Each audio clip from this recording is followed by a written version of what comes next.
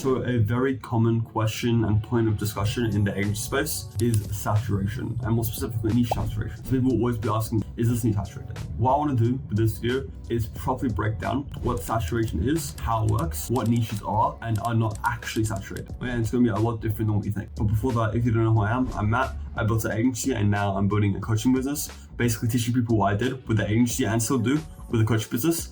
And really what we do is we help people hit 10K per month. But back to this thing about saturation, the real kind of thing here, 99.9% of people have it wrong. First of all, the understanding of saturation that people have is that there's too many agencies in a niche, and therefore, because there's so many agencies, everyone in the niche has their problem solved and is already working with the agency, and there's no point in joining the niche because there's no pain point anymore, right? Because everybody's solved the problem with the agency, even in the biggest niches, right? So let's take the gym niche. That's the niche that I was in with my agency, and it's probably one of the, if not the biggest niches, right? You have like the gym, maybe chiropractor is pretty big, all these massive kind of red ocean niches. You would think because there's so many agencies in the niches, if there's so many agencies that every gym, whatever, had an agency solving their problem well, there wouldn't be any need for any more agencies. That's just simply not the case. First of all, people don't understand that even though there's so many agencies, there's still a massive discrepancy between agencies and gyms. If every single legitimate agency in the gym space had 50 clients and were all making 100K per month, there would still be plenty of room in the gym niche.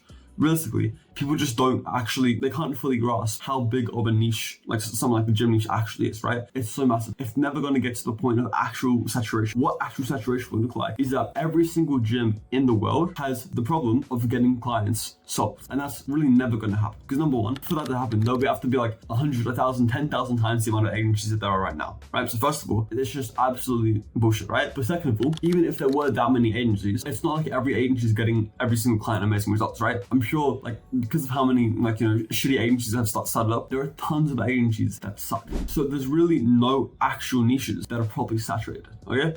And so what I did is created like a pretty short doc that explains it properly called the saturation myth. So what I'm gonna do right now is play a clip in of me kind of going over and explaining saturation myth. Okay, so this is the saturation myth. This video we played like in the middle of the video after I just kind of was talking about it. And this document here will be in the description, right? So you can kind of come to this.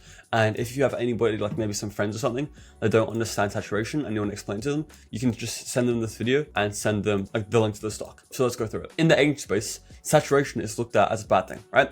And people fail with the agency and they use the excuse of my niche was too saturated or ads don't work, it's saturated, right?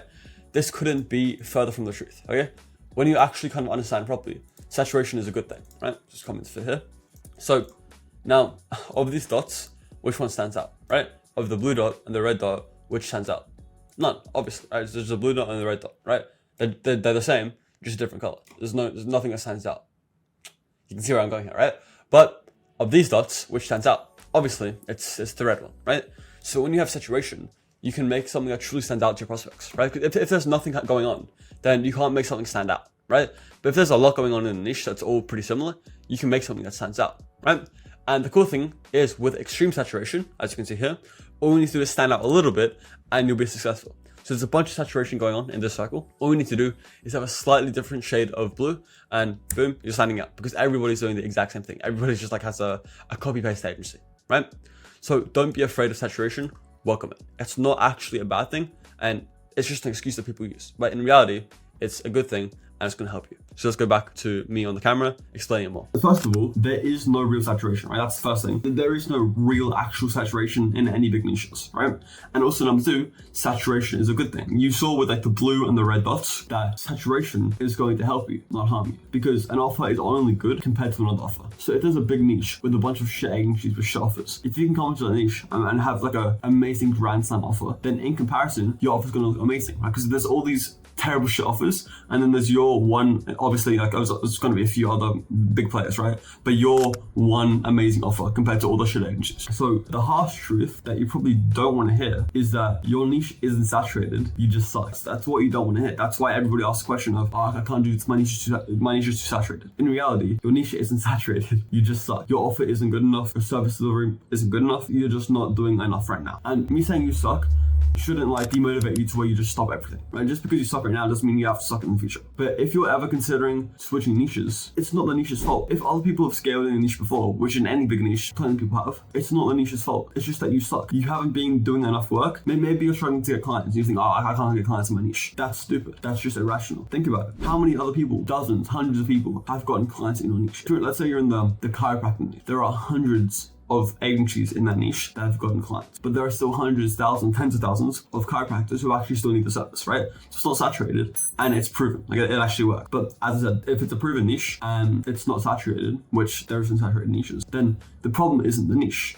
The problem is you. So changing niches isn't going to change anything. The thing that needs to change is you, not the niche. The thing that needs to change is the way that you structure your agency, right? And the way that you structure yourself in your life. If you are not doing any outreach because you're facing resistance and you're scared to do your cold calls, so you don't do your cold calls, you don't post any content, you don't do anything, how is changing your niche going to help you, right? All you're doing is coping and being irrational by saying, oh, it's not me. I'm actually really great. I'm really great, guys. Trust me. It's just the niche sucks. That's stupid and that's irrational. So that's like, it's kind of brutal, but it is what you actually genuinely need to hit. So if this has been like a valuable video to you, please do all the YouTube share, like, comment, subscribe so you can see more videos like this and obviously more videos from me. And if you are an early stage agency owner, meaning you're making between 0 and 5K per month, then the first link in the description takes you to a VSL, that's for you. And one last thing is that this video is probably maybe it's like 7, 8, 10 minutes long. Just by watching this, you just watch like a mostly unedited long form video that's like kind of something that you don't want to hear, right? It's kind of like maybe hurting your ego a little bit to actually hear it. If you've been able to watch that, then you already have a greater attention span and greater lack of pain avoidance